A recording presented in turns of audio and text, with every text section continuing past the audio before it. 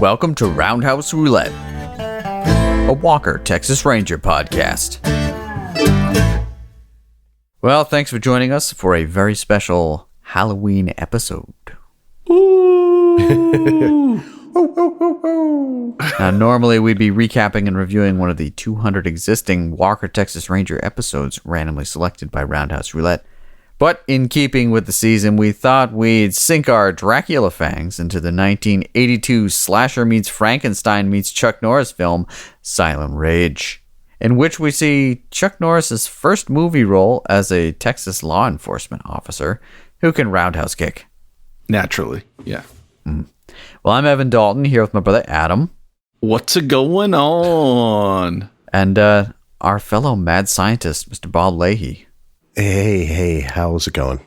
So today we'll be recapping and reviewing Silent Rage, where a small town sheriff must take on an evil serial killer brought back from the dead. Sure. Yeah, right. Okay. Well, before we put on our lab coats, grab a syringe filled with deadly chemicals, and check our morality at the door, join us as we pull up a stool at CD's Bar and Grill. Oh, hey guys. For those who are just tuning in to this podcast because naturally you just want to tune in for a podcast about Silent Rage, this is a normal part of our podcast where, we recap some of the news and events, we do a little bit of mailbag, and most importantly, we sample a choice new brew. Yeah, and what does CD have on the bar menu for us today? Well, the ornithologist in me is very intrigued by this sultry seagull, which is a wheat beer by Jackalope Brewing Company. Don't you not believe that seagulls exist? You're like, oh, seagulls don't exist, Adam, but there's a beer named after them. Birds aren't real? Yeah. Well, hashtag birds aren't real, so no birds exist. They're all cyborgs, or they're all androids created for surveillance. Oh, that was it, yeah. Yeah, they're robotic surveillance tools put out by the government. But for those of us who do believe that birds exist, it's more of a joke these days, where really there's no such thing as an actual seagull. So the term seagull is used, but there is no gull whose actual name is seagull. Okay, so does this beer exist? I don't know. Let's find out. It claims that it is a wheat beer, which I'm in for that, but I'm not so sure about the last part. Brewed with strawberries, raspberries, and lemons. Now, Bob is going through a little sick patch, and so this might actually have a little bit of vitamin C for him. Yeah. It has a little bit of a poem on here. Adam, can you read that? Damn, seagull, you're looking fine. Your wings, your bill, your squawk is divine. I once knew a lovebird, sweet as could be, but you're the only 10 that I see. Strawberry, raspberry, lemon for tang, a soaring new wheat beer, a brew with a bang. That last line. Okay, that last line I could do without. All right. Shall we bang into this one? Yeah, let's give it a shot. Let's bang, shall we? Nope. Okay, all right. Smell. This is tart, but I mean, really, Bob, since you can't taste anything, let's get your, evaluate. And for the record here, Bob got a COVID test today, and I mean, we're just going to say it. I mean, if we're talking about you not being able to taste, we're waiting on the results. Yeah, he's vaccinated. If I'm not on the next cast, you'll know why. But for people out there with COVID-19 who are looking for a drink and can half taste, can you describe what this beer would taste like for them? I do get the tart right away. I don't taste any of the fruits. Not one. Okay. It's kind of like seltzer with a little bit of bitterness. You know what, Bob? I'm with you. Maybe I've got it too. Oh, no. All right. Yeah, it's very fizzy, like extremely fizzy. It tastes more like a sour than a wheat beer. That's true, yeah. And I kind of get like the wheat beer as an aftertaste. Now, I know, so seagulls don't exist and all, but this is beer from Nashville? Why do they have seabirds in Nashville? I think the people who started the Jackalope Brewery here are from the Northeast, so maybe they're getting a little homesick. They brought the seagulls with them? Yeah. When they moved? Yeah, that's my understanding, but But yeah. Now, if we want to get really technical here, and let's face it, most of our listeners are really into birds. There is technically a bird in the Northeast called the great black-backed gull, and its scientific name is Larus maritimus, which means gull of the ocean. So that, in theory, is the one true seagull. Okay, one true gull to rule them all. All right. Edit that out if you will, but if you do edit that out, the people who listen to this podcast are going to learn nothing tonight. I don't know. I think they're going to learn a lot about silent rage. It's the silent killer, really. But just to get us ready here, I actually came across a vintage press clip that aired on the Dallas-Fort Worth TV channel, and they have kind of like an interview with Chuck Norris as well. It's kind of like a preview for the movie. He talks a little bit about it, and we're going to dig into that right now. This is on a website called The Portal to Texas History. They've got a lot of weird old news and whatnot. And in my Walker, Texas Ranger research, I somehow came across this video, but hit and play now. It says Chuck Norris, 5 p.m. Wednesday, March 31st, 1982. And this is Action News, and they're doing a countdown.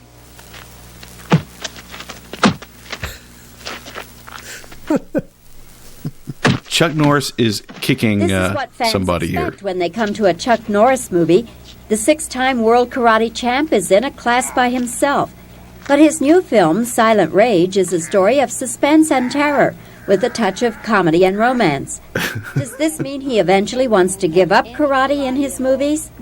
I don't think so, Bobby. Not in the near future. I love action-adventure films. Some people criticize Chuck Norris movies for their violence, but Norris is quick to defend that. I grew up with John Wayne and Gary Cooper, who always handled situations. It's when you use it that makes it violent or action. And I always use my abilities only as a last resort, where I'm pushed into the corner where I have no way but to fight my way out of it. And that's things that we have to deal with in life. And when you use that philosophy, I don't really consider it violent. I'm trying to create a hero image. I think we're in dire need of heroes on the screen today. I need a hero. Silent Rage is rated R for violence, terror, and romance. Norris anticipated And boobies. the R rating, but he denies the film has Yeah, R-rated that's the romance. To me, a sensuous scene is not nudity.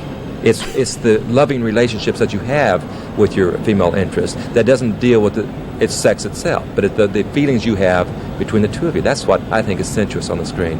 Chuck Norris. Sensuous. He just wants fans to know he's a lover as well as a fighter. Bobby Wygant, Channel 5 Action News. As a guy burns alive. Wait, that was not a real news clip. Did they make that as like a... No, it must have been. It was. I think that was a news clip. Wow. That was a news clip from the Dallas-Fort Worth. Can we unpack this news clip, guys? Newsflash, Chuck Norris is a lover and a fighter. Definitely in this movie. Also, we learned all about his impressions of sensuality on the scene, which is why there's so much romance in Walker, Texas Ranger. Yeah, just gallons of it. Yeah. But there definitely is some, for Chuck Norris fans who don't get the kind of action they're looking for in Walker, Texas Ranger. This movie, Silent Rage. You mean the bedroom action? Yeah, exactly. The titular suspension. Right. Yeah. If you're looking for that, Silent Rage may be for you. Well, now that we're in the peak Halloween season, although we've discussed it on previous podcasts, we'd be remiss if we didn't at least mention the utterly creepy 1980s Chuck Norris Karate Commandos costume on our first Halloween podcast here. Evan, do you think you can describe this suffocation trap to our listeners here? Yeah, let's just say that like if Mike Myers used a Chuck Norris mask instead of a William Shatner mask, he would have been far more terrifying. Yeah, definitely.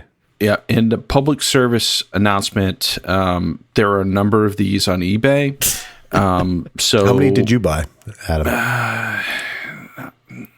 You always want to have more than one. You need a master and a safety. You need a backup. Yeah. You know, our last podcast episode, we talked about it was a review of the episode Division Street, which features a guest star of hulking proportions. Hulk Hogan himself. Yep. And this mask actually looks really similar to like 1992 WrestleMania Hulk Hogan. It's just a blonde dude with a handlebar mustache and a red bandana. Yeah. Now, I've got side-by-side pictures here for you guys to look at here. We've got the original William Shatner mask that they used for the Michael Myers next to the Chuck Norris mask. And then we've got a kid in a Mike Myers costume and a kid in the Chuck Norris costume, vintage from the 80s. Which is creepier? The mask itself, I would actually give to the Shatner one, just by itself. But the one really with the kid, Chuck Norris, the actual kid in the costume, that's way more scary. Yeah, he does. It's like those 80s costumes that are kind of like just like painting smocks that are all like plastic and printed to look like the uniform or costume. And then the mask is just like really thin plastic. But, I mean, yeah, this kid, it is creepy, man. You can't even see his eyes, man. Well, there's nothing back there. It's just death. Yeah. Did you guys ever have those plastic kind of Halloween? I think I had one that was Voltron. Do you remember Voltron? Oh, dude. Oh, sick. And it was just like, it was like the cheap plastic like suit, shirt that made it look like everything. And then just a really crappy plastic mask. Yeah. Awesome. Well, I will say shout out to William Shatner. He just made it into space. So next I want to see Chuck Norris go into outer space. Or he could bring space down to here. Yeah, you can just reach up and grab it. Yeah, that's probably more in his wheelhouse. Okay. Well, while we're on the subject of the Karate Commandos, we heard from friend of show Kevin Monroe this week. And Evan, Bob, I don't know if you guys have seen this, but this is amazing. I'm going to share screen here. We see flashing pages from the Chuck Norris comic book.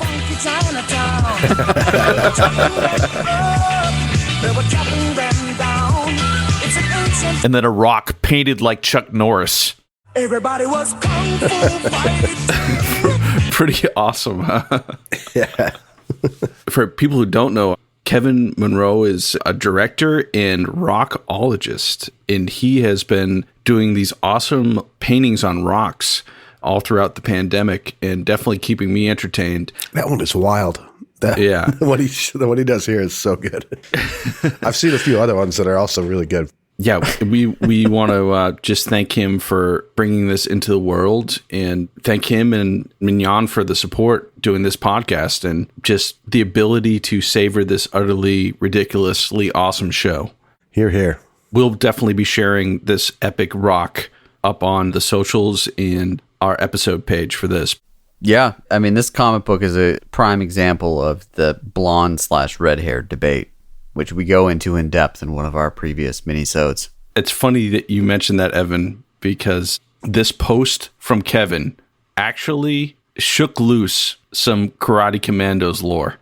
And for those listeners out there that haven't checked out our previous minisode entitled A Chuck Norris Conspiracy, where I try to make sense of Chuck Norris's ever-changing hair color, you really don't need to listen to it. But I'm happy to report that Kevin's rock has shooken loose a tidbit about the Karate Commandos comic book illustrated by legendary artist Steve Ditko. But let's get down the rabbit hole here. Oh my. Well, this apparently elicited a response from the assistant editor of the limited run of the Chuck Norris Karate Commandos comic book. And he made his presence known, to which, Kevin Monroe just said, that's great, and was excited. But, at the Roundhouse Roulette podcast, we like to dig deep. And so we just cut straight to the chase, asking whether there was an internal discussion on whether he should be blonde or red-haired. And according to them, that was Chuck Norris's call, or at least his people. And they were very strict about the way that Chuck Norris looked. So the coloring and his mustache were definitely Chuck Norris's people's call. But then they went on to say, it looks like the red hair on the cover could have been a creative decision to make it pop better on the background. It's weird that it doesn't match the interior colors, which inside the comic, he's blonde. On the outside, he's red-haired. He doesn't seem to remember a decision on that, though he does remember the mustache conversation. LOL. So it's like the mustache shape. I'm just glad that there were discussions about that. So I don't know that we got any further to the bottom of it, but here we are. Well, shout out to David Wall. Yeah. Apparently he's worked at a number of the major comic book companies here.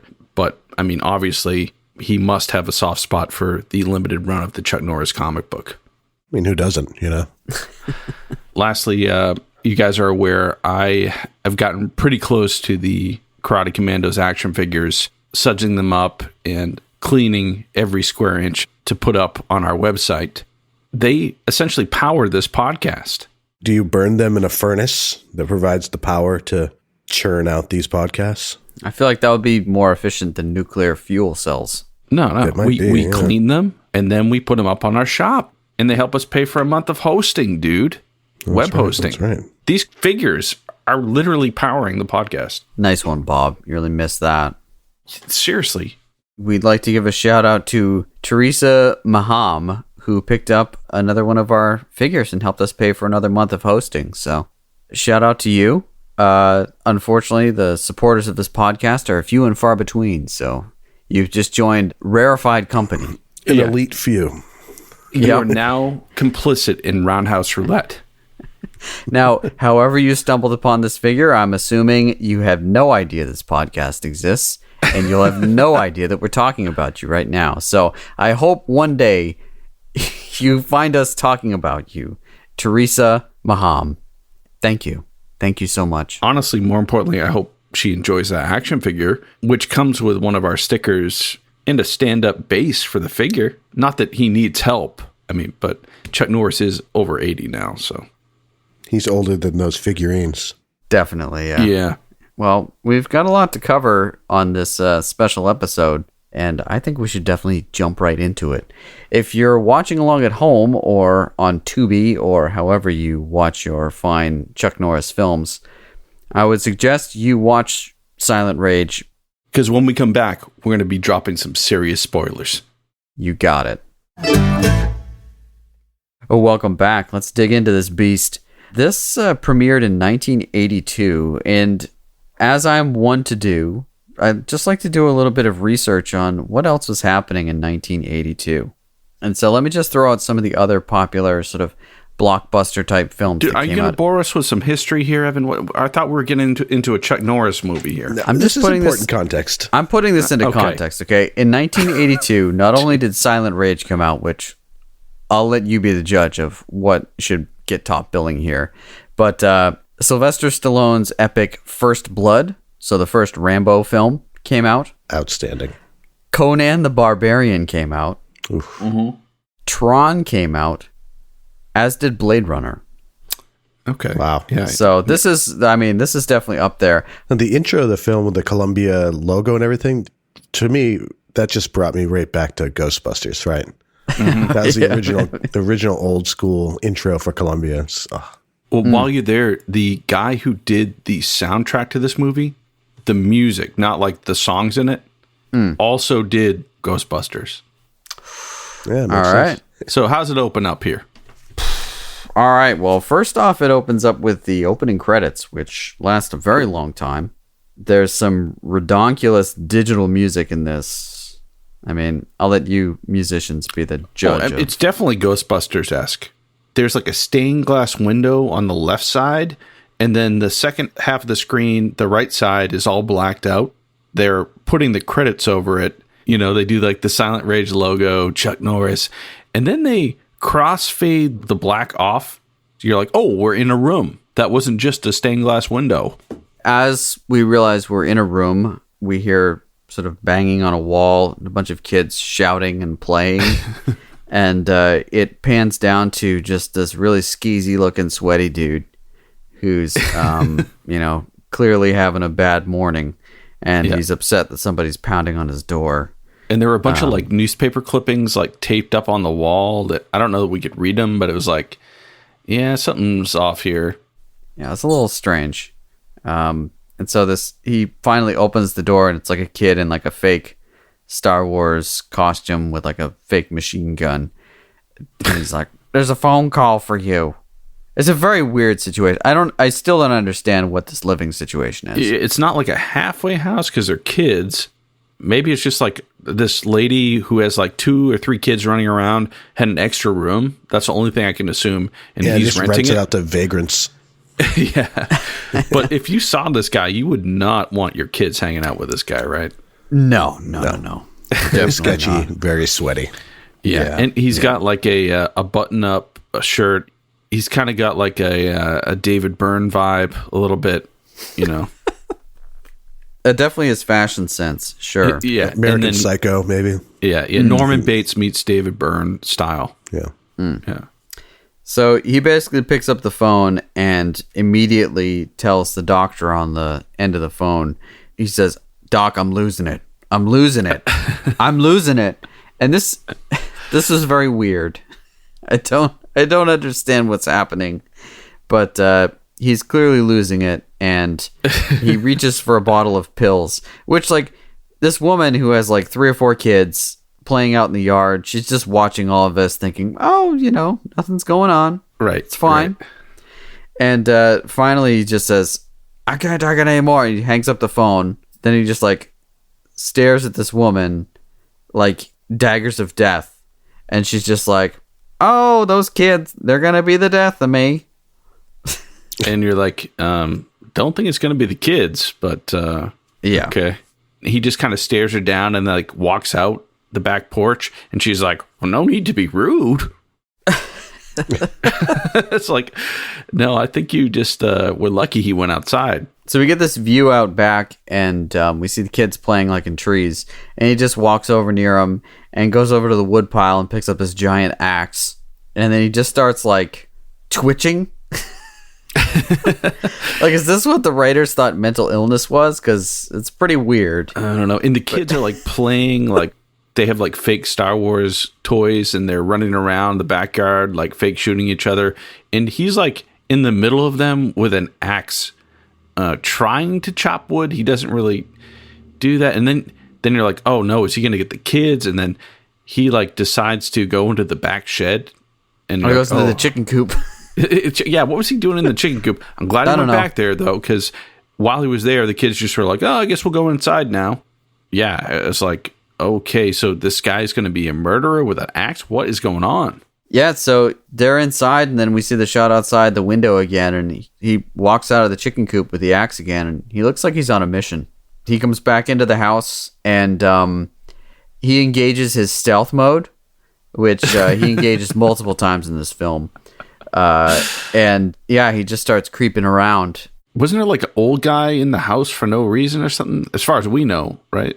He might have been another tenant. We don't know he's there yet. He's creeping around, and then the woman sees him, and, even though her last interaction with him was harmless enough, as soon as you see a weird, crazy guy who looks super creepy holding a giant axe peering from around a corner, you kind of run.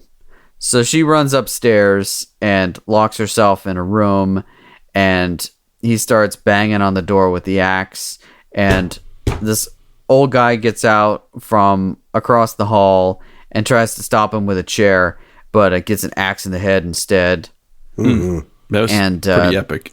Yeah. This is where the violence really starts. It's right off the bat. What happens next is kind of like a "here's Johnny" kind of situation, totally. Right?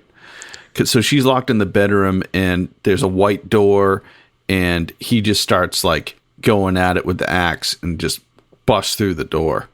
And she's able to scream out a window at the mailman who gets the cops, but unfortunately the cops don't get in time to save her from the impending axe that she's in the corner of the room, and he just throws that axe down into her. Yep. That was pretty brutal. gory, but not that graphic. The axe to the head of the other guy was much more graphic. Yeah. I think they spared us some of the details on her demise. And we might add, this movie is rated R. And I mean, we generally are dealing with Walker, Texas Ranger episodes, which are PG light. Just a heads up here. So if the woman getting mauled by an axe wasn't enough for you. So people outside, it's quite a commotion because this woman was screaming a lot. They call in the sheriff, And the sheriff comes on the scene, but no one really knows what's gone on inside. This Bronco pulls up from the sheriff's department, and out hops a young mustachioed Chuck Norris. Blonde. Yeah, bleach Very, blonde, very as blonde, we've now learned. Yep, for the silver screen. And, you know, in classic Chuck Norris fashion, he just tells everyone to stand by as he goes in and investigates on his own. One-man wrecking crew here. Yeah, he finds the dead guy in there in the hallway, and then he realizes something's gone on in this bedroom, and so he jumps in the bedroom, and, you know, throughout this whole movie, there's quite a bit of suspense. They're really building up sort of the jump scares and that kind of thing. They're trying to play on it as best they can. Yeah. And so we know that this guy's waiting in the house with an axe. And so, you know, when's he going to come after Chuck Norris is the real question. And he tries a little sneak attack from behind. And Chuck Norris, you know, this guy might have some silent rage, but he's not silent enough. And Chuck Norris has the ears of a snake. He does, which is to say he can pick up on subtle vibrations in the ground. So he's able to pick up on this guy coming at him with an axe, and you know, the guy's attack is not particularly successful. Right, because otherwise it would have been a really short movie. Yeah, actually, I would have been all right if the movie were over at this point, but a scuffle ensues, and when this guy realizes he's met his match, he decides to try to escape out a window. So he jumps out the window and then jumps off the roof onto the ground and starts running into the park, and Chuck Norris is in hot pursuit, and everyone outside is standing by like, whoa, what's happening? Well, I guess we'll wait and have Chuck Norris run after him. Yeah, so Chuck Norris's partner, who is a large, overweight, I guess, according to that newsreel, comical. You guys recognize that guy? He was the goofy guy in Animal House. Yep. Okay, yeah. And he kind of plays the same character. He basically plays the same character in Animal House, correct?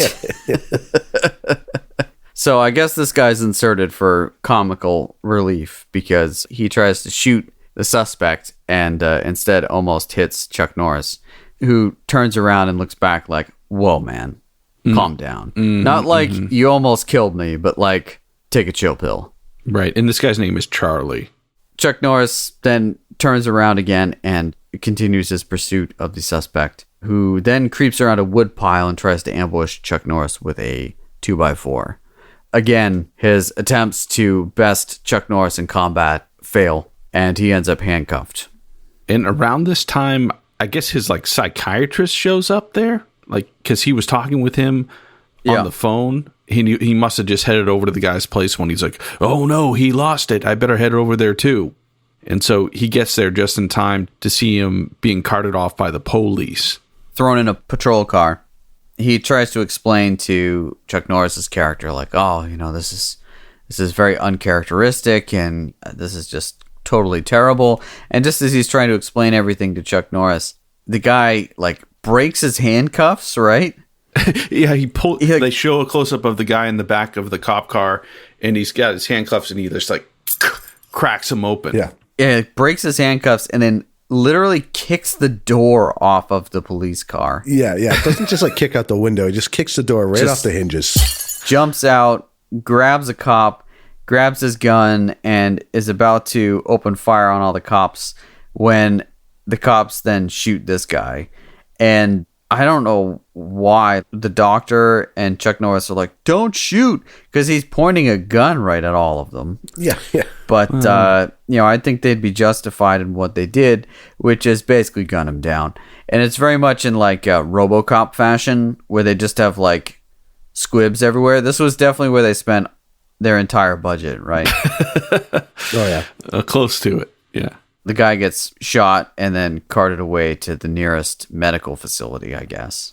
Now, was it just pure adrenaline that he could just kick that door open, I guess? I don't know. This is what I think maybe they saw mental illness as being, which was basically if you don't take your pills, you start twitching and then murder people with superpowers. But that clearly is what they seem to have thought. Maybe. So they cart him away to some sort of medical facility, and at the same medical facility Chuck Norris gets an x-ray, because he got injured in the fight with the guy. Yeah, he got hit by a 2x4, so in the ribs. So he's got a couple like cracked ribs or something. Yeah. And this doctor comes out and is like telling him his diagnosis or whatever. And this is like the most like obvious voiceover ever. And I don't know why they felt the need to do this unless they didn't get the voice rights or something for this doctor. I don't know. But it's just like a really awful voiceover of someone with like an Indian accent. Oh, right. Okay. Reading off his x-ray results. Meanwhile, this team of 3 doctors is doing surgery on the murdering guy. Do we have a name for the murdering guy? Are we going to call him the murdering guy the whole time? Yeah, they refer to him as Kirby. Yeah, it's John Kirby. Okay.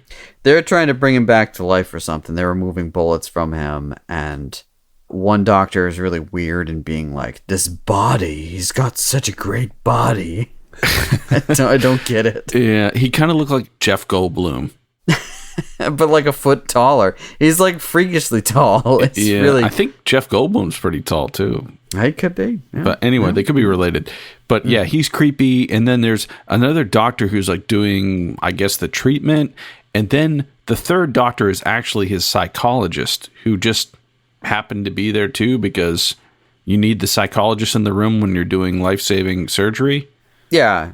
Or he was just that tight with his patient. I don't know. Yeah, all hands on deck here, really, Yeah. So I think this medical facility is pretty bootleg. So they just took him to the nearest place, and it just happened to be a weird facility. Frankenstein's laboratory. Yeah, exactly. Bob, can you describe this? I guess this is like state-of-the-art medical facility. What did this place look like? It looked like a movie set. And they just kind of zoomed out and used all the open space. I think they were definitely going for like a Frankenstein's laboratory. Yeah. Look. Yeah. For sure. Yeah. If not directly, then that's what they ended up with. Yeah, mixed with like a Freddy Krueger furnace room. Oh, yeah. Yeah. Basically, their efforts to fix this guy are for naught, and he flatlines eventually. And everyone laments his death, and they send all the nurses home. But then the 3 doctors stay in the room, and one of them's like, well, he might be dead, but we've got this secret serum. Let's just give it a shot. And the 3 doctors are the psychiatrist who looks like Kenny Loggins, Jeff the Goldblum. weird henchman who looks like, I don't know, Andy Dick mixed with who's the guy who did that? She blinded me with science. He looks like that guy. Oh, yeah. That's one song I've tried to forget. So. Science. Yeah. And then the other guy is like, what's the husband's name in the Addams Family? Gomez. Maybe a little. He acts like a classically trained actor this whole movie. It's ridiculous. He's definitely the shining light in this film for sure.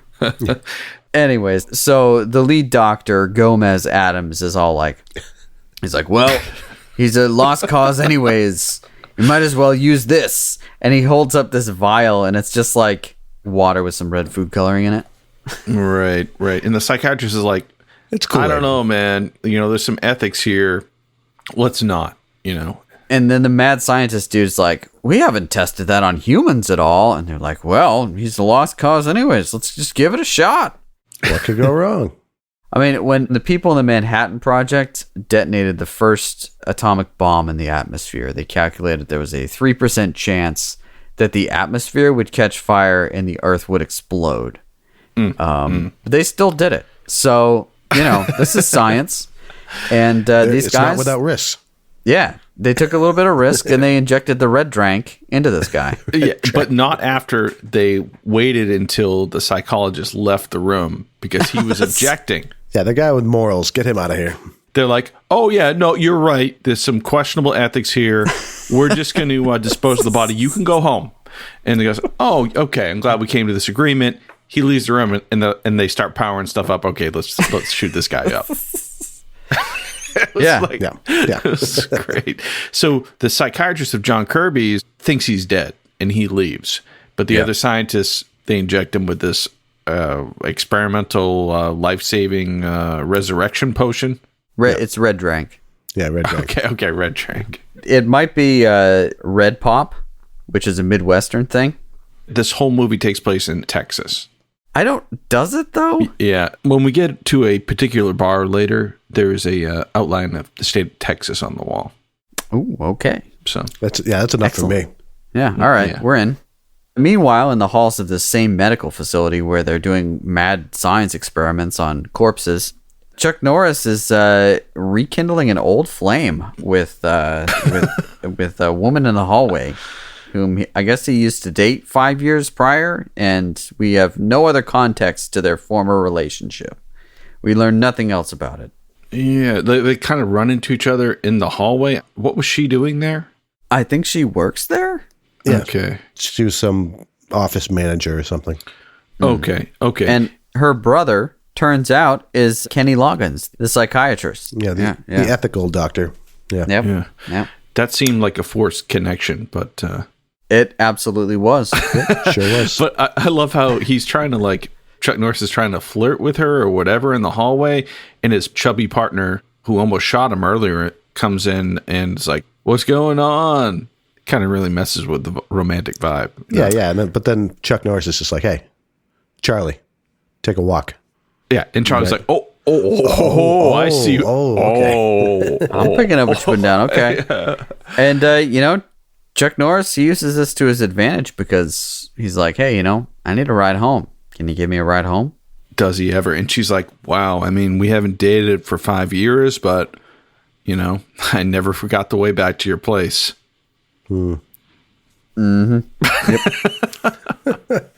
So, yeah, they definitely hook up. The flame is rekindled so quickly.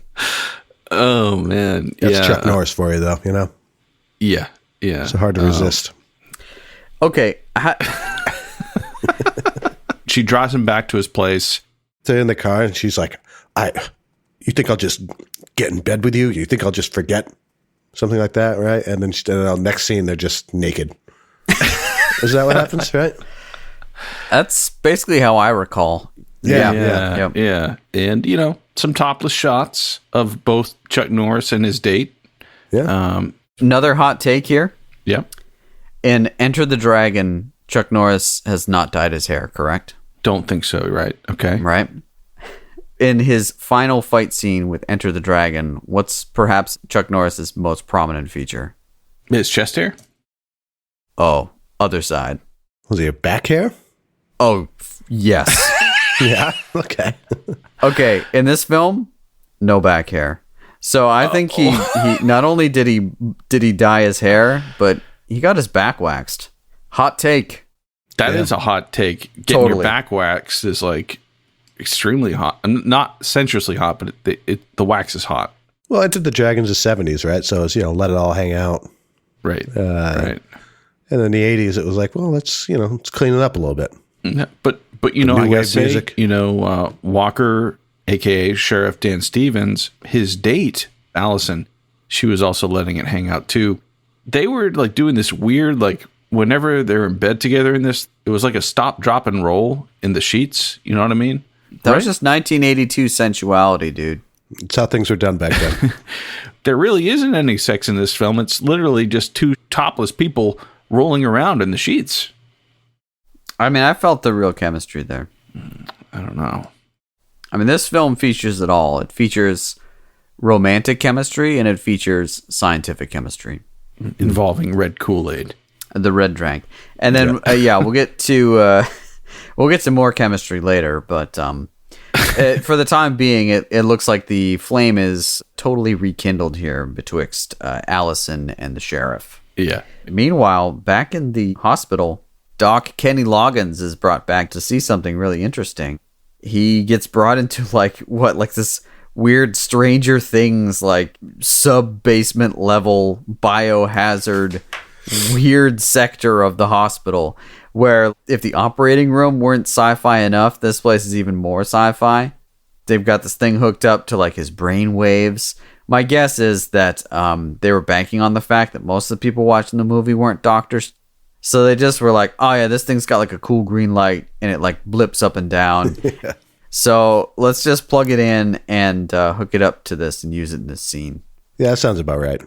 We'll make it sound like something. It might be a heartbeat, maybe, or Yeah. brain activity. I don't know. Yeah. Yeah, it could also just be like a synthesizer. I just don't know. Yeah. Yeah. Doc Kenny Loggins is all like, wait, she's actually still alive?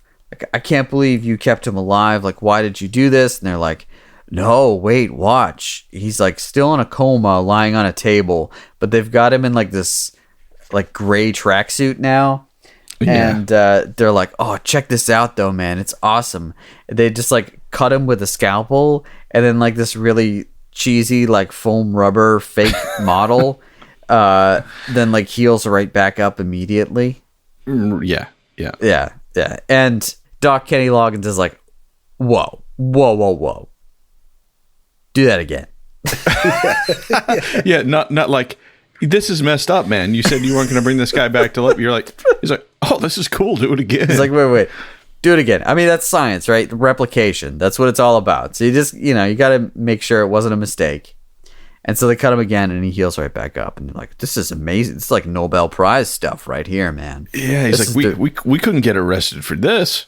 I know, right? It's like, oh, we took a guy who just murdered somebody. We injected him with a chemical. It was completely morally reprehensible. Brought him back to life, and now he's a super healing criminal. Let's get the Nobel Prize. Yeah. Right. And his tracksuit is kind of like a Devo mixed with Mike Myers. Oh, for sure. Yeah. So the guy's like, well, he's healing really quickly. Like, that's really cool. Let's check out his molecular structure. Oh, God. So there's like this whole montage where they're like doing all these tests to him. And one of them, they just clearly put him in an MRI machine. Basically just like a body x-ray, right? So it just like looks at your body. But instead, they're looking at this computer screen where they're claiming they're looking at his, quote, genetic structure. And the imagery playing on the screen that they're watching, This ancient computer. yeah, all it is just like video of crystals forming. You know what it reminded me of? Did you guys ever have Winamp?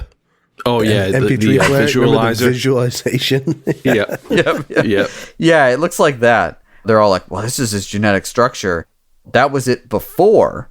This is what it looks like now. And they don't even show the screen. And Kenny Loggins is like, oh, it's as hideous as something that's made by mankind. We must destroy it. Okay. Meanwhile, Sheriff Dan, he's building up some energy after a long night of sensual bedrolling. And he meets his compadre, his deputy, Charlie, at the local diner, where Charlie's being harassed by a couple members of a local biker gang. Mm-hmm. Can you describe these guys, Bob? Guys and gal. They're just a bunch of troublemakers. That's all they are. Yeah. Bunch of roughnecks. They don't believe in undershirts, do they? No, they're not fans. The one woman, she was literally like spilling out of her jean vest. And let's just say that she had matching tattoos on both of them that were visible because she was spilling out of her vest. Right. Not completely. Thank God that doesn't happen in this movie. She'll spill out later. Don't worry. But not over breakfast, because that would just not be right, at the diner. She had some tact. The leader of the biker gang was particularly egregious in his leather jacket wearing.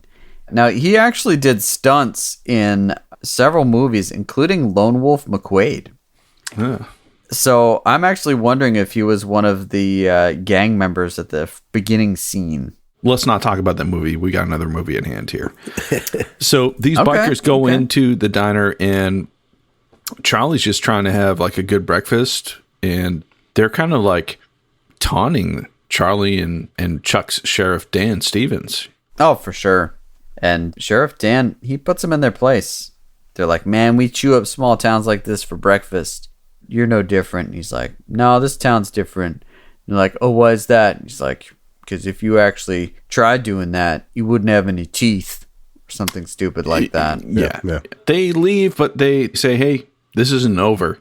And Chuck's kind of like, it better be. When it's that thinly veiled, is it really foreshadowing? So after breakfast, he and Charlie, they go back to the hospital. Oh my God. And he's like, oh, I need to collect the body. They're like, it's not available yet. We still have to do an autopsy.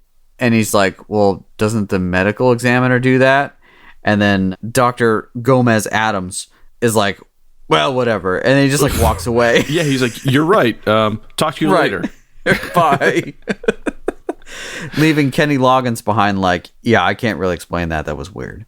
So then the doctors have like a big fight and a giant conflict, and Kenny Loggins walks out in shame. He's like, you guys need to terminate this guy. This is super weird. You've got a literal axe murderer who's in a coma that you brought back from the dead, and he's got super healing powers, and you're just like keeping him alive down here. It's really weird.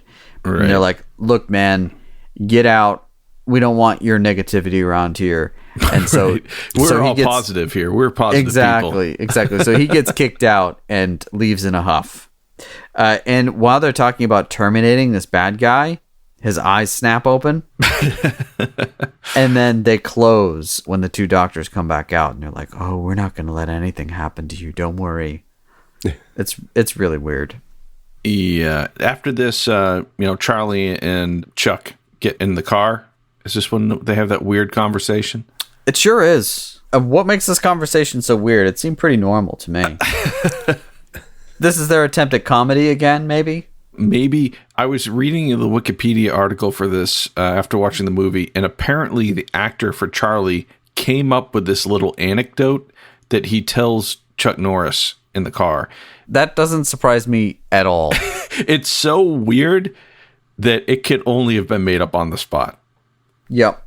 He picked up Chuck Norris and he's like, I'm a little worried that I might get in trouble for something I did as a kid. And you're like, what is going on here? He's like, oh, well, I was playing with my dog and, it was raining outside. And I was like, oh, no, I've got to dry him off. So I put him in the freezer. And then I forgot about him. And then when I found him, he was dead. It's like... Isn't there something to be said about kids that kill animals? Isn't that kind of some sort of flag? It's like, yeah, this is Chuck Norris's partner here. Yeah. Right, but like this is the weird thing about this character Charlie. He's clearly not all there, like really not all there, and somehow Chuck Norris is continually encouraging him to be a sheriff's deputy and like have a gun. Yeah. You go, oh yeah, totally. and like while he's telling this story, Chuck Norris, he reacts to it as if it's funny. He was like, oh, that kind of thing happens. Yep.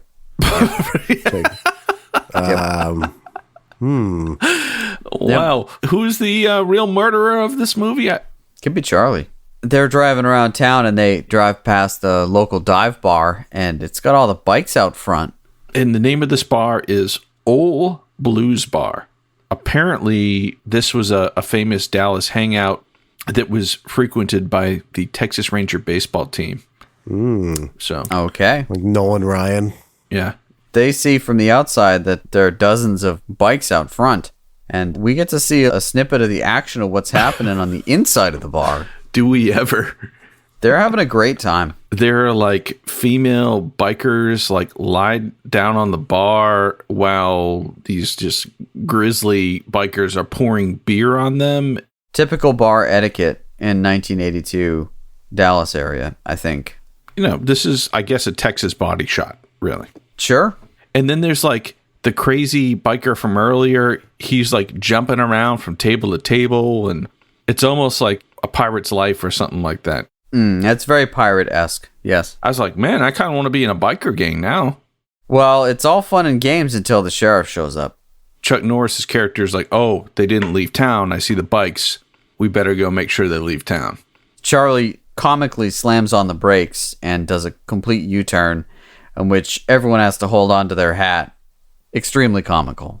They go in there and Charlie like slams on the wall. And what does he say?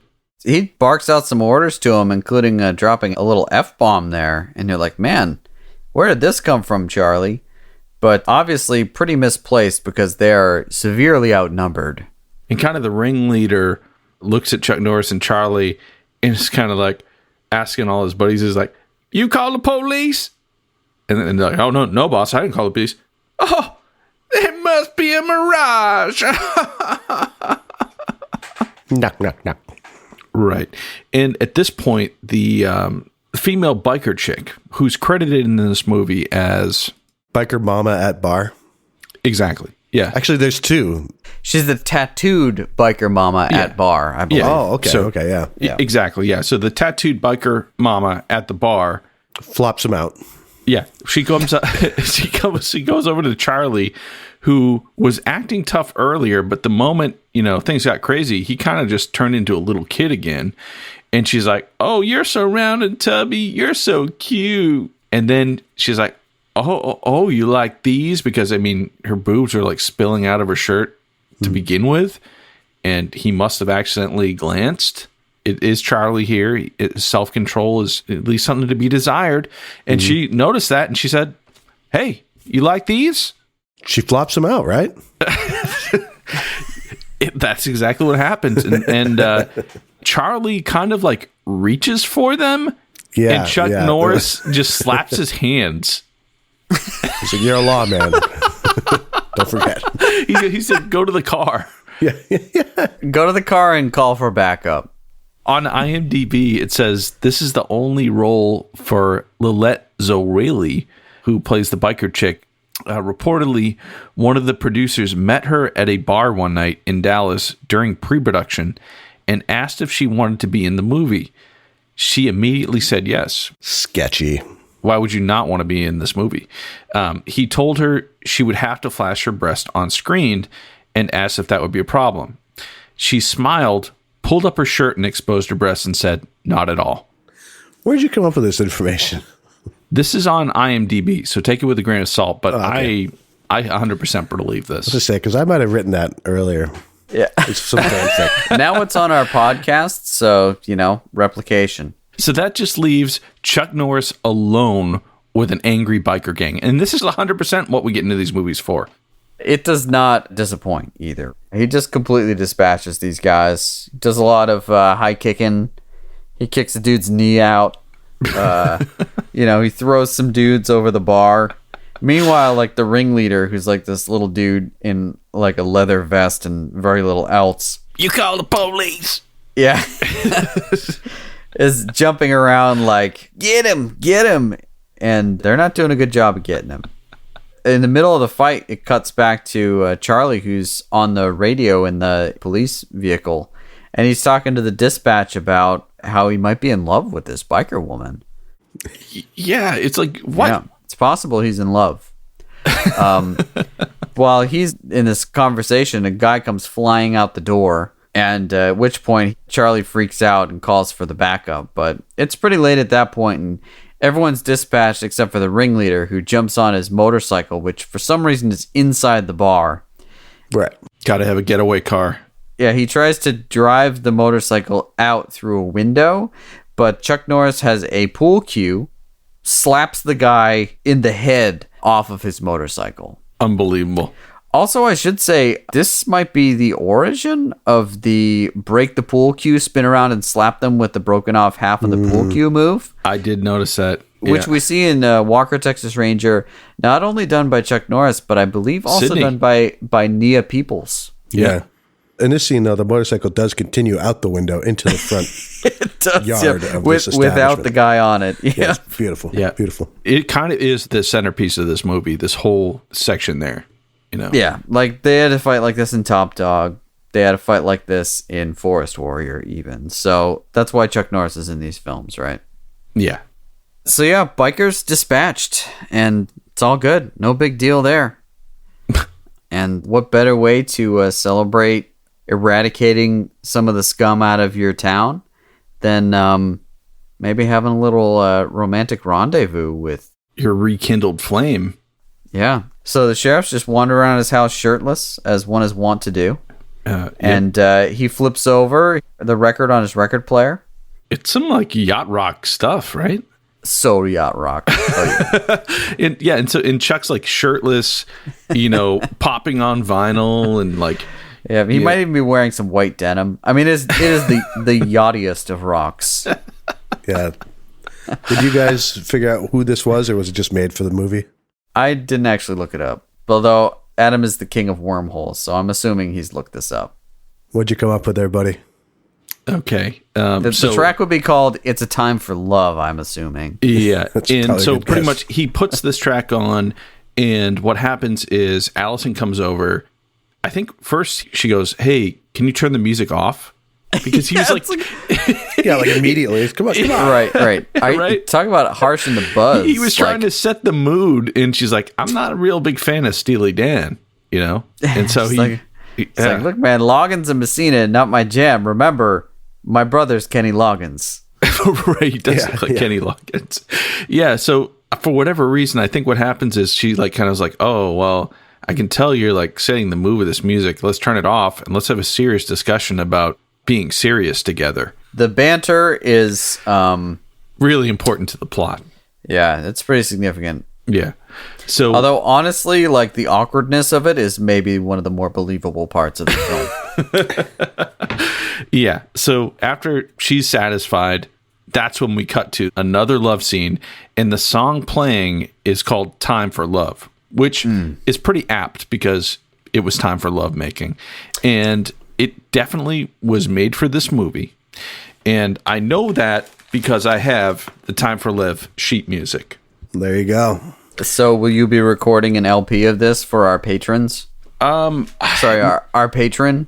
Can I just say that the montage here is completely over the top, complete with multiple scenes of them rolling around between the sheets, like literally rolling around between the sheets. Right, it's like rolling. It's like stop, drop, and roll love making. Right. Interspersed with like soft filter shots of them lying on bed with like a tray with champagne and fruit. It's like, who made that up? And their feet, like, it's like they almost kick it over. Right, and they like push it aside so that they can resume the sweet love making. And all the while, this song, Time for Love, is playing. And there's no official release of this song. It was made for the movie. Now, next level here. The singer is the mother from Married with Children, Peggy Bundy. Wait, she's in a ton of other stuff, though. She's awesome. Yep. Katie Seagal. She's also in Futurama. Yeah, Futurama, Sons of Anarchy. That's awesome. So I was thinking, I was like, there's multiple kinds of musicians. I'm more of a by the ear musician. But I was thinking, man, if I had somebody who could actually play this sheet music, when do you think the last time the sheet music for Chuck Norris's Time for Love from the motion picture Silent Rage was played on a piano? That might be the only copy. Yeah, when it was recorded for the movie. That's the last time. Well, I called in the big guns here. I reached out to friend of show, Kevin Wallach, and his wife, Mel, teaches piano lessons. And she might have gotten a copy of this. And I'm going to pull up this video here. Oh, my God. And this is her trying to play it while her daughter, Georgia, pushes her hands all the way on the piano. So.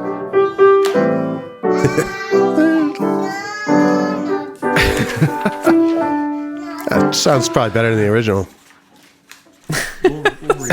It's funny how parents just give up with kids and they're just like, they just accept what they're doing. She's just like, yeah, okay. But I may or may not have gotten a full version of the song that we will use as our outro to this episode. Yeah. Shout out to Mel and Georgia Wallach. Thank you for really shedding the light on this song that needed to be resurrected, much like the villain of this movie. We'll play her full performance of this on the way out of this podcast. Perfect. So if you thought that awkward romance between these two characters was strange, maybe you wanted a little bit of a breather from that. Cut to another random house. In this case, it's Doc Kenny Loggins coming home to a person we assume is his wife. She's painting a giant mural on the wall, and he's clearly very rattled from work. And they've got some very playful banter between the two of them. She has like a whole like room full of paintings and stuff, and they're not very good. You know, man, it was 1982. He probably was making bank at the hospital, resurrecting dead bodies. So, right. You know, he's just stay he's home fine. and paint, babe. Yeah. And, he was like, at one point, he's like, you made a lot of progress on that one today. And it's just like a giant canvas covered with yellow paint. Yeah, I couldn't tell if he was being sarcastic because he also then went on to imply that she didn't know how to cook very well. Could she leave and get him some pizza? Yes, yeah, that was implied. So she left to get the pizza. While she's doing that, he goes to the refrigerator. And I'm like, oh, dude must be hungry. He's like, oh, she's out of the house. I can finally go to the fridge and take out this giant salami. Giant mortadella ham or whatever. Yeah. It's like, just enormous. And an even more enormous scimitar like knife. Yeah, it's a sword. Yeah, an ominous murder me knife. Right, exactly. And we see all of this through a window and a door, right? And so he's like, oh, this is the only lit place in the house. I'll just cut off a slice of ham. That'll tide me over until the pizza gets here. Yeah, well, I go do my stereotypical 1982 dude activity, which is my dark room. Right. He has like all this photography equipment in his basement. He goes down there and we see a clip of John Kirby in his silver jumpsuit out and about. And it's like, how did he get out? Yeah, I mean, he got out of like the experimental lab and he just tracked down his psychiatrist and maybe he just needed to talk, Yeah. Anyways, he breaks into the house, grabs the knife, and predictably wanders down into the dark room to murder his doctor. But with some quick thinking, the doctor splashes some photo-developing chemicals onto the guy's face. Ooh. And he's able to scramble upstairs and evade him for a while until he gets his gun. Then he shoots John Kirby. And, this is the first time we see John Kirby's healing powers in action. Yeah, yeah. In the field, And the doctor had to know that was going to happen, right? He'd seen. Right. So when he shoots him, he's like, oh, well, good thing I took care of that. It's like, yep, he should know. Yeah. All right, and he gets away like 2 times from John Kirby / the slasher / Frankenstein. He finally gets killed, and all I can think of is, what a missed opportunity. There's that giant salami on the table. What if Frankenstein picked up the salami instead of the knife? Yeah. Murdered him with salami. What's the point of having that salami in there? It was really annoying. It should have come back. It's to show that this doctor's a real mensch. He's like... Yeah. He's like, I'm a man of the people. I get hungry too. And, the 1982 snack of choice is a giant hunk of meat you have to carve pieces off from your fridge. With a large sword. Yeah, right. Oh, my gosh. Yeah. Oh, my God. Anyways, his wife comes back, and I guess John Kirby's just creeping in his basement. Taking a nap. I don't know what the hell that's all about. Yeah. But she comes back. Then she gets murdered by the dude. Right. And she finds her husband hung on a door when she comes home and screams. And that causes the murderer, John Kirby, to come out and kill her too. And there's a shot of her husband. They hung him on like the coat hook on the back of the door. Yeah. So he's hung there. So she opens it and he's like hanging there pretending to be dead. But when she slams the door shut, his eyes move. Oh, yeah. His eyes move like 3 different times. He swings back and forth, and he does pretty well for the most part, but they apparently thought that was maybe he enough. Secretly injected himself with red drink.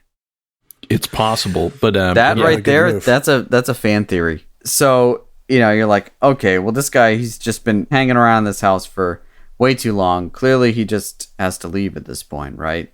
But no, now Kenny Loggins' sister decides that she's going to come visit, and she finds both of them dead. Oh, yeah. Yeah. And her screaming brings the bad guy back to life. He's like hanging out in the basement again, and he's like, well, okay, I guess there's another person I got to murder in this house. Yeah.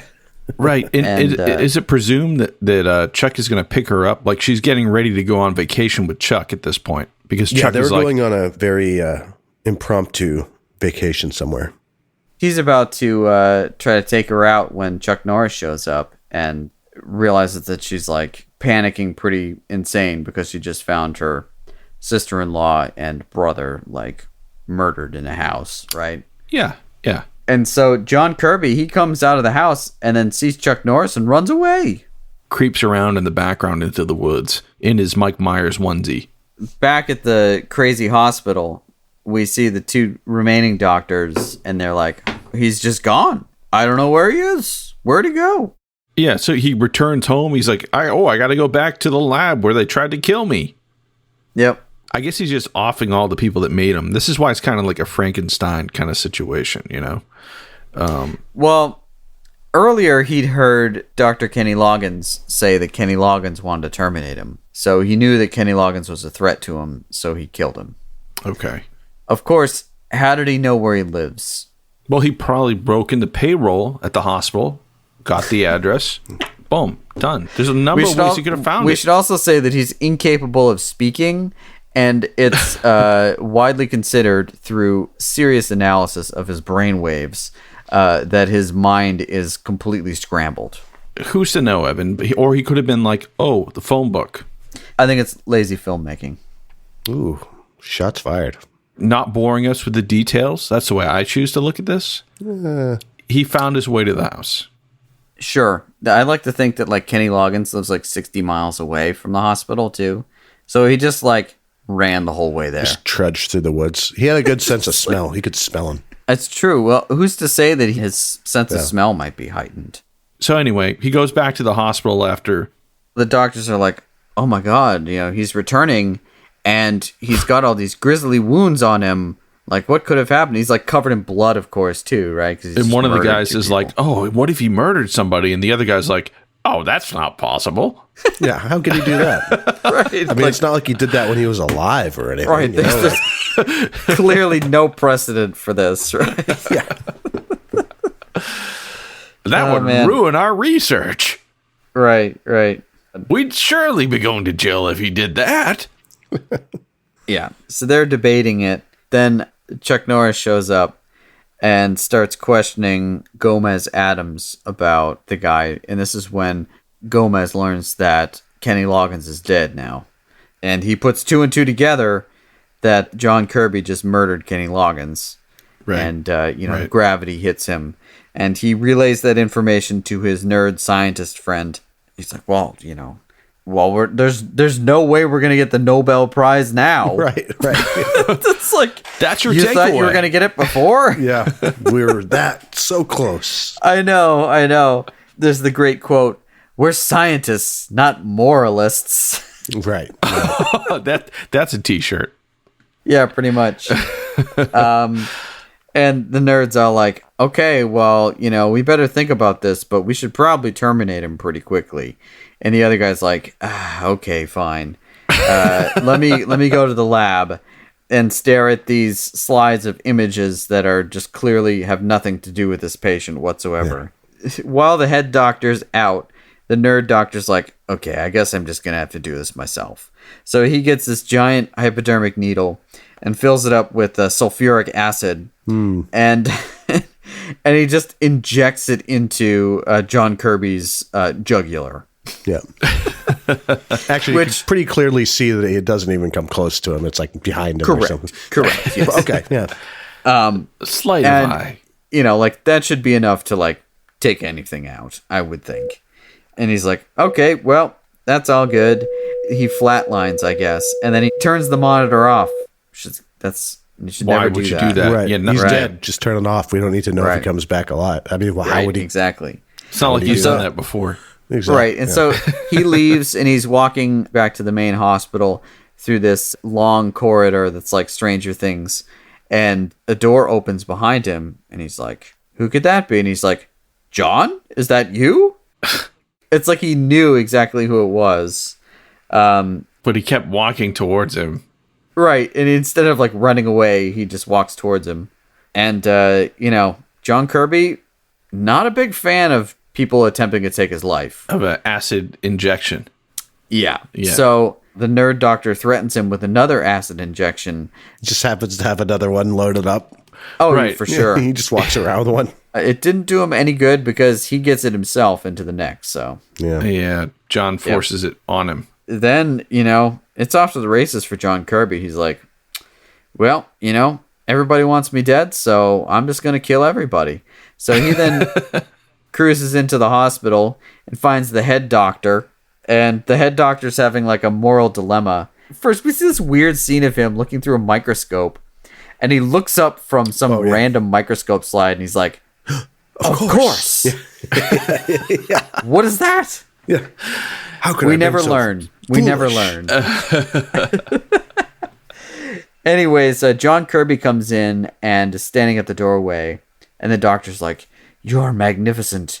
You're my creation." And then like he starts to like feel his face or something. What? Yeah, he like puts his hands on the side of John Kirby's head, and John Kirby like starts to try to speak. I guess it's at this point that I realized, like, oh yeah, I guess he never said anything after he died, and so maybe that's why the movie's called Silent Rage. Also, the soundtrack is so sparse. There's like miles of this movie with no sound. Yeah, I think that's also why it's called Silent Rage. It makes the movie seem a lot longer than it is. Yeah. Anyway, so he reaches out and is like oddly holding John Kirby's head in his hands, like having his whole Victor Frankenstein moment with his monster, like, "I created you, you're marvelous." And then John Kirby just reaches out and snaps the guy's neck. Short and sweet. Just like, you know what? Snap. Let's get on. Let's get on to the next scene.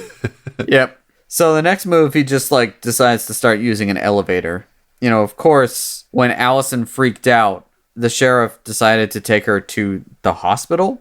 Yeah, right into the heart of where all this stuff is happening. So, like, yeah, Chuck's got his girlfriend there, but it's okay because he had Charlie protect her.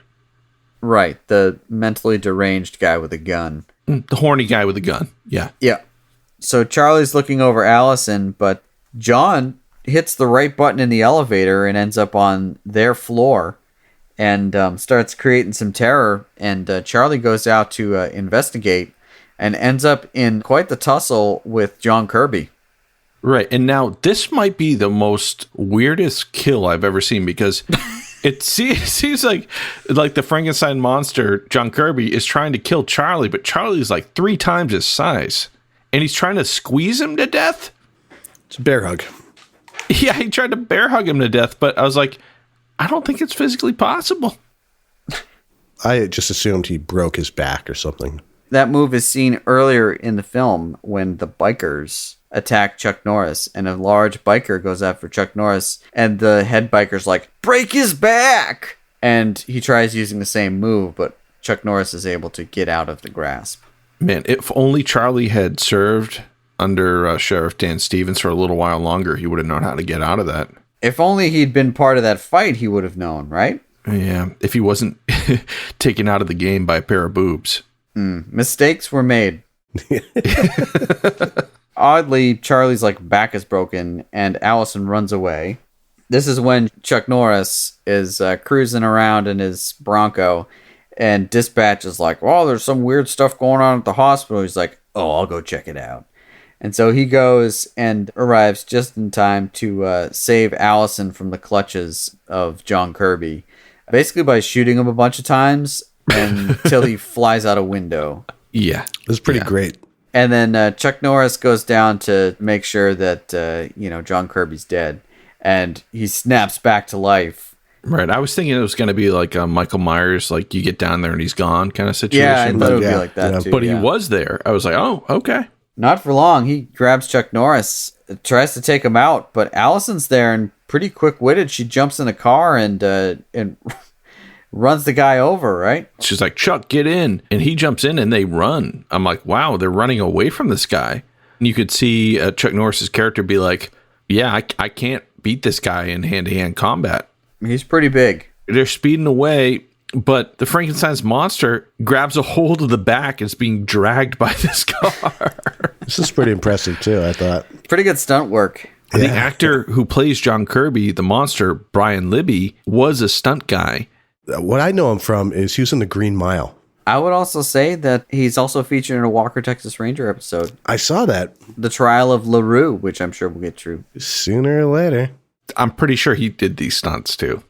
Oh, yeah, totally. But it was good. It was, like, believable because he wasn't, like, a lot of times people are dragged behind cars and it's just a dummy just flailing around. It was like his feet were kind of dragging.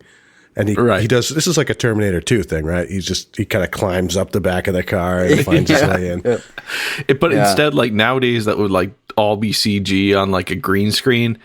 This guy actually did this stuff. Yeah. Yeah, for Drag sure. behind a truck in the middle of the woods at nighttime. Yeah, I'll also totally. say, like, as far as bad guys go, when he really started getting into it near the end, particularly when he was about to kill Allison, he was like hunched down, like his like spider like crawl, Spider-Man walking. It was really creepy. That was that the spider crawl thing. I was going to mention that was good and creepy. Yeah. It was weird. So anyway, Chuck and his babe are driving away in this Bronco. The guy's hanging on the back. He climbs in and comes through the back rear window of this Bronco. Takes him a long time to figure out that he's in the vehicle too.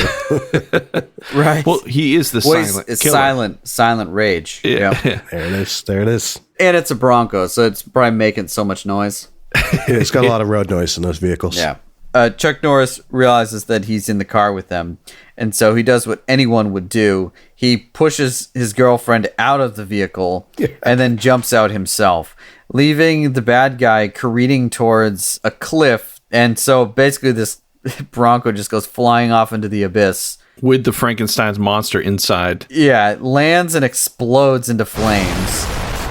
They're watching it from afar, and you immediately hear that he's no longer silent. Instead, he's screaming and runs out of the car like Man on fire. in serious flame, and plunges into the lake right next to the vehicle. Convenient.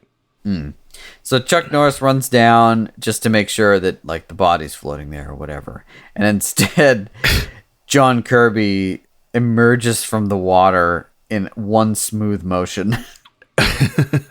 And Chuck Norris, he runs. He was playing a character. He was playing Sheriff Dan Stevens. So. Yeah. Right. They run off into the woods, and there's a lot of Sheriff Dan Stevens like grabbing Allison's arm and making her stop, but then immediately making her start running in another direction. There's a lot of that. Let's make sure we're going in a circle. Right. So they end up at some farmhouse, and he's like, okay, will you stay in there? I'll try to fend him off. And then John Kirby shows up, and there's a very vintage Chuck Norris one-on-one fight where he does a lot of kicking. And more kicking. And more kicking. They kind of start like wrestling. It kind of seems like the monster, John Kirby's got the upper hand. For sure. I think the fact that he heals immediately and can't really be knocked out is a problem.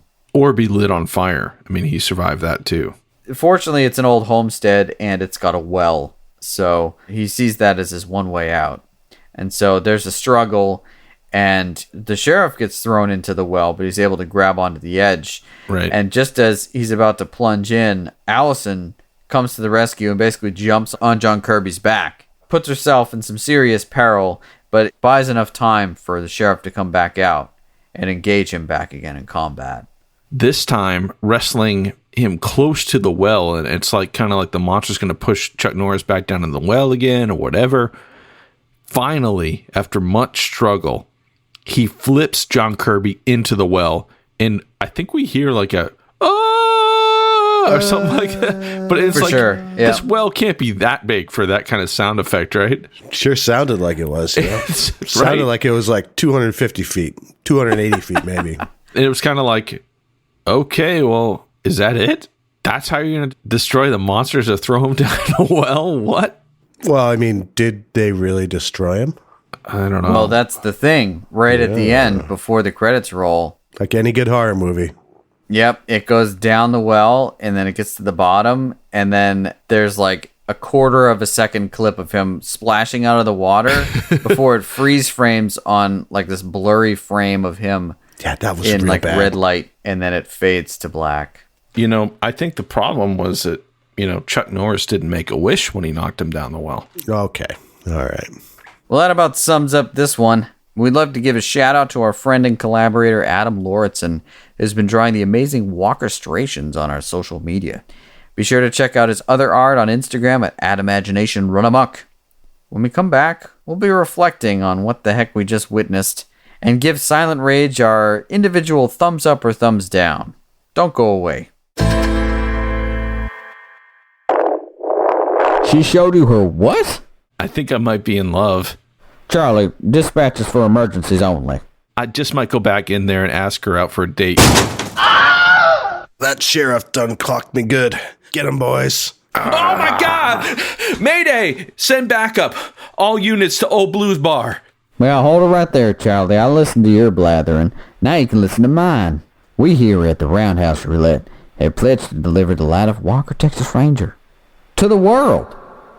If you'd like to join us in that mission, please share the podcast with a friend or leave us a kind review on them Apple Podcasts. It truly helps other Walkerites find the cast. If you'd like to further support the show, be sure to check out our fine online apparel and vintage action figures at roundhouseroulette.com or join the fun on our Patreon page. Most importantly, though, we thank you for listening. Never mind that backup, Barry. Sheriff Stevens beat up the biker gang all by himself. Well, he is being played by Chuck Norris. I'll see you back at the station. I'm a-fixin' to talk to that red-hot biker mama. She can't run away with handcuffs on, but it might be harder for her to write down my phone number that way. Oh, Charlie, bless your heart. I'm hanging up now. Over and out. Hey, girlfriend. Welcome back. What did you guys think of this beast? Of all the non-Walker things we've watched so far, I think this is going to be my favorite. Classic kind of slasher vibes. I liked how a lot of the fight scenes had no music and really minimal sound effects. That was like an odd thing to me. I don't know if you guys noticed that, but it was... Yeah. It seemed kind of weird, but I liked it.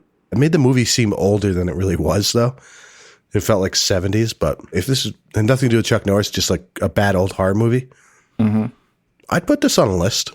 I would recommend this. Yeah. I would recommend it way more if it was like 70 minutes. Right, exactly, yeah. They could have cut out like 20 to 40 minutes of this movie. What did it come in at? 100 minutes? It's over 100 minutes. Yeah, see, for me, 90 minutes is like kind of the gold standard for these kind of movies. But I think I'm going to give this one a thumbs up. I love it. You know, I'm probably in the other camp, Bob. Yeah, it just felt really long and kind of tortured. John Kirby could have done a whole lot more. They really could have turned him into like an unkillable, like Mike Myers type machine. Instead, they spent all this time showing the boring doctors behind the scenes not knowing what they're doing, or showing like really bad, quote, romantic scenes. The humor completely fell flat on its face the entire time. It was non-existent, really. Yeah, no, it tried. Yeah, I guess it was there. It tried, but yeah, it was really bad. That's the problem. It was existent, but so I'm a thumbs down on this one. I kind of see both sides to this. I love really cheesy horror movies. The problem with this one is it wasn't even that creative, at all. And even really the kills were not that creative. Like, Had the guy hanging on the door with his eyes moving. He was still alive. He didn't even do his job. Again, fan theory, that guy injected himself with red drink right before he died. So he's still alive. It was just too drawn out. I'm going to go thumbs down. But like you say, Bob, if I was like getting people together to do like a bad horror movie night, this might be on the docket. But you don't have to take our word for it. Let's hop in the periodical time machine, set it to Friday, April 2nd, 1982. Excellent. Evan, do you want to take a visit to the New York Times? This was the New York Times. Wow, okay.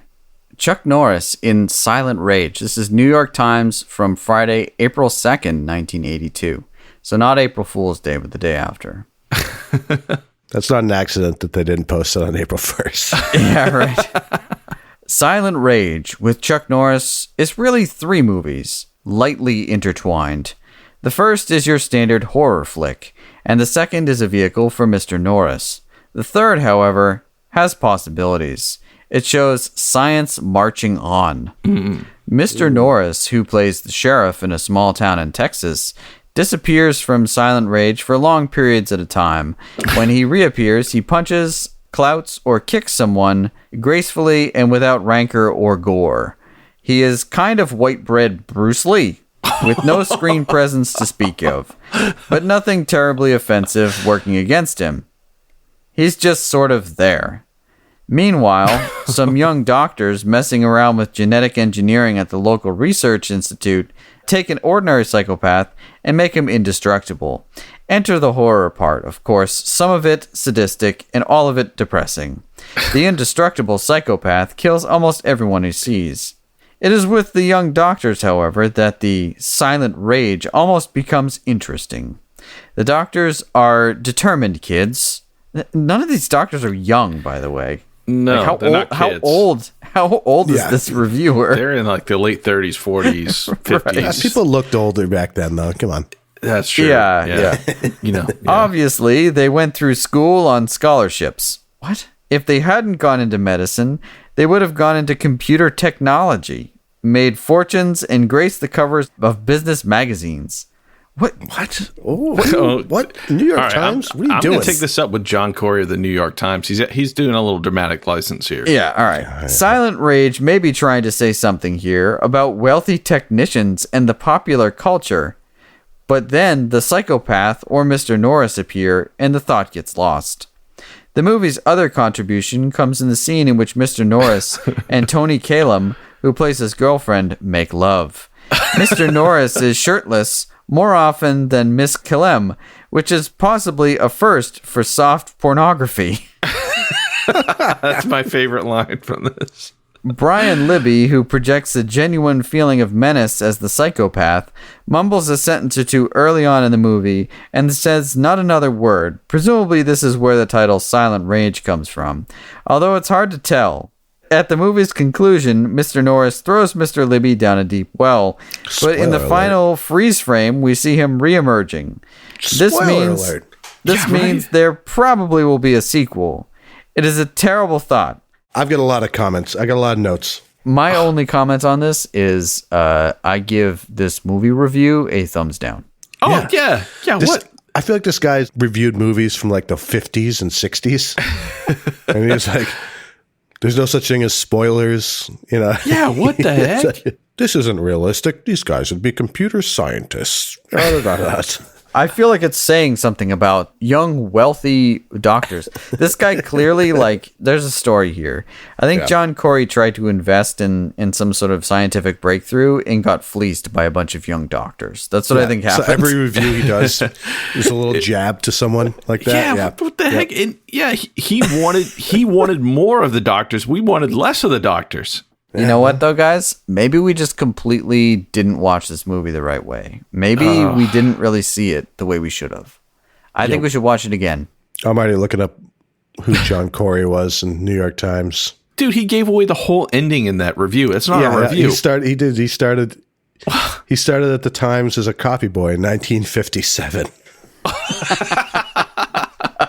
This all makes a lot of sense. I'm surprised this isn't whose obituary, so I don't want to speak ill of the dead, but you know. I guess he lost his life fortune to some medical scientists.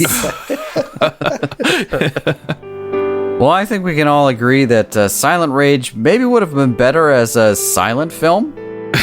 There you go. But whatever you think, please let us know. Do you like it when we do these Chuck Norris movies? Or should we just stick to Walker, Texas Ranger?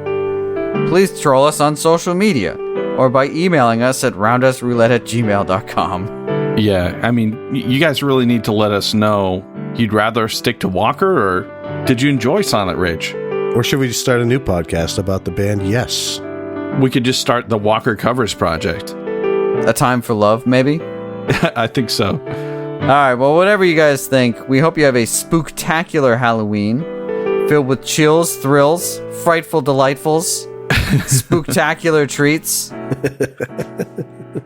Join us next time when we return to our regularly scheduled Walker, Texas Ranger programming, and we dig into yet another bone-crushing episode. Thanks for listening, and until next time, may the eyes of the Ranger be upon you.